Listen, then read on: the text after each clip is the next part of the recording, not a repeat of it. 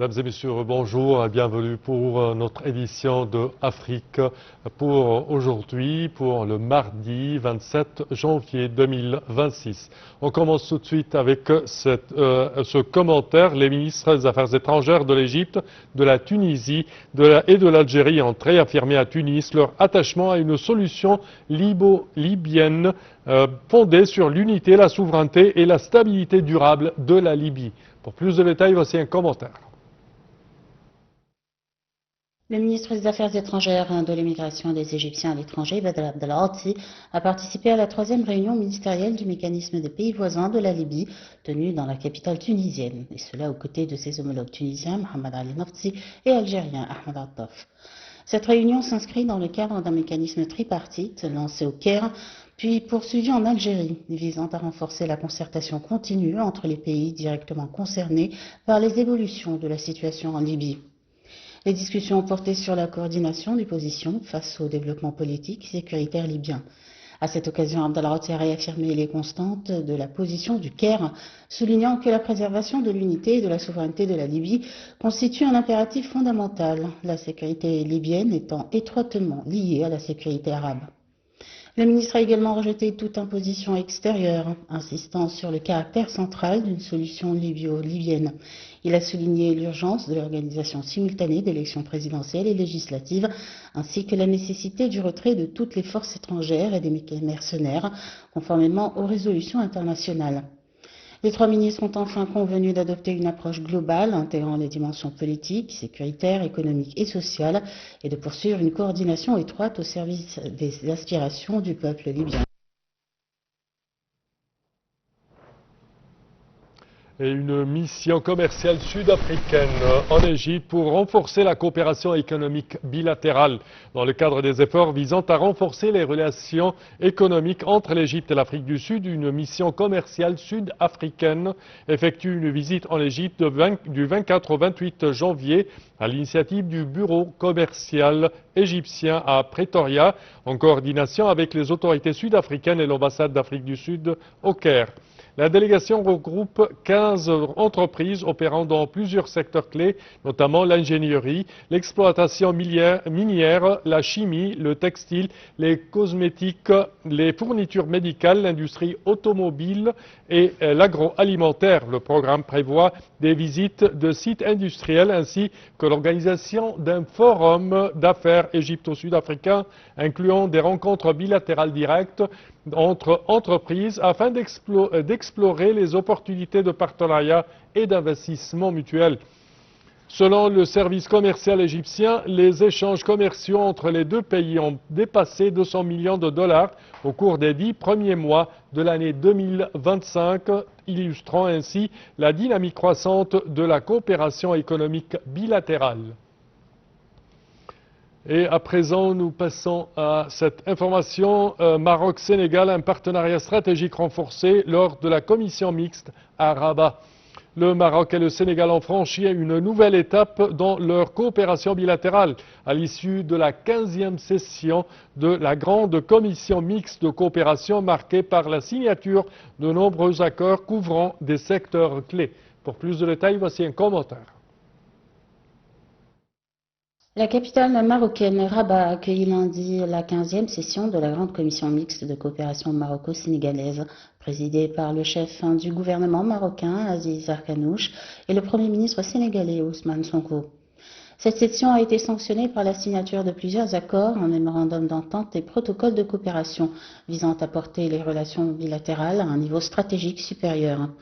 Les textes signés couvrent notamment les domaines de la diplomatie, des transports, de l'économie numérique, des infrastructures, de la formation professionnelle, de l'enseignement supérieur, de l'agriculture, de la pêche, des ports, de l'industrie et du développement des petites et moyennes entreprises. Les deux chefs de gouvernement ont souligné la profondeur historique, humaine et spirituelle des relations entre Rabat et Dakar, réaffirmant leur engagement commun à renforcer ce partenariat, conformément aux orientations du roi Mohammed VI et du président sénégalais Bassirou Diomaye Faye. Les discussions ont également mis en avant la convergence de vues sur les enjeux régionaux, économiques et sécuritaires, ainsi que la volonté de traduire cette dynamique politique en projets concrets et durables. Une rencontre entre opérateurs économiques des deux pays est prévue à Casablanca afin d'explorer de nouvelles opportunités d'investissement et de partenariat.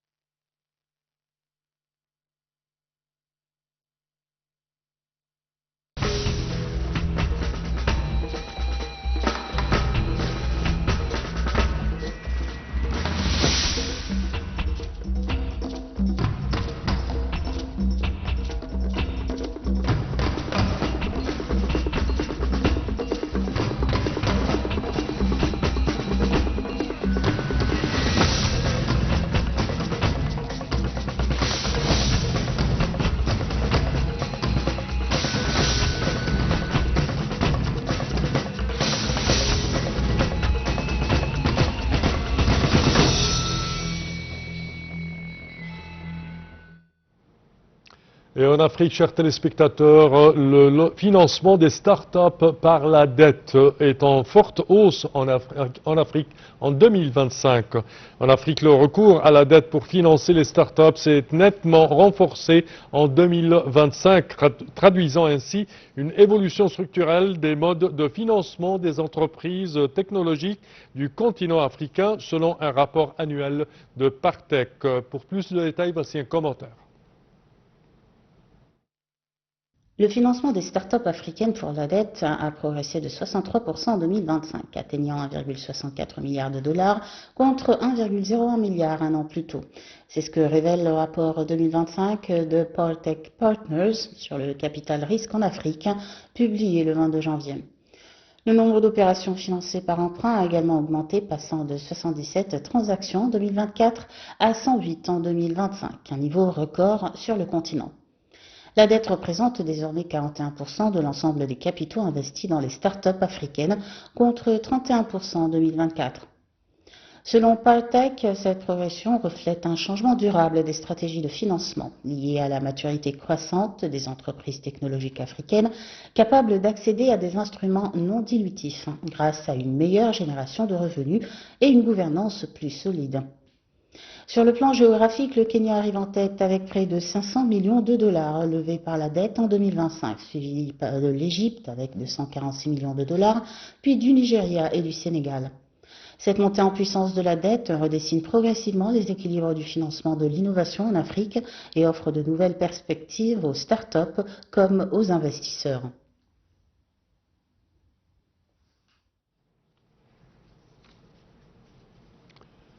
Et nous passons à cette information. Afrexim Bank met terme à sa collaboration avec Fitch et relance le débat sur la notation du risque africain. La Banque africaine d'import-export, Afrexim Bank, a annoncé le 23 janvier 2026 la fin de sa relation avec l'agence de notation Fitch Ratings. L'institution panafricaine estime que la notation de son risque de crédit ne reflète plus une compréhension adéquate de son mandat, de son cadre juridique et de sa mission multilatérale. Cette décision intervient après l'abaissement en juin 2025 de la note de crédit d'Afrexim Bank par Fitch, une évaluation contestée par la banque. Afrexim Bank souligne la stabilité de son profil financier et le soutien de ses actionnaires africains.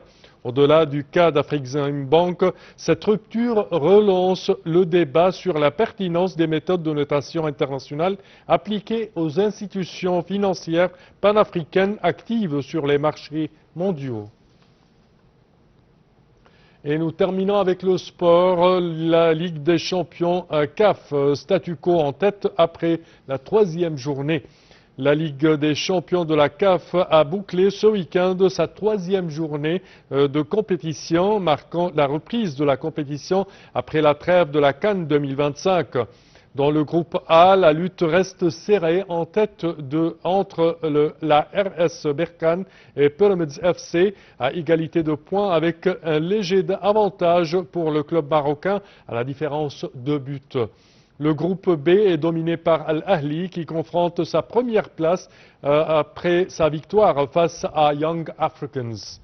Dans le groupe C, Mamelodi Sundowns et Al Hilal SC se neutralisent et partagent la tête, tandis que le FC Saint-Éloi Lupopo reste en embuscade. Enfin, le stade malien s'installe en tête du groupe D devant l'Espérance de Tunis. La phase retour s'annonce décisive avec des enjeux encore ouverts dans la majorité des groupes de la compétition. Et ceci conclut, chers téléspectateurs, notre édition d'aujourd'hui de Afrique. Oui, chers téléspectateurs, ceci conclut notre édition d'Afrique pour aujourd'hui. Je vous remercie de votre attention et je vous donne demain rendez-vous avec une nouvelle édition. Au revoir.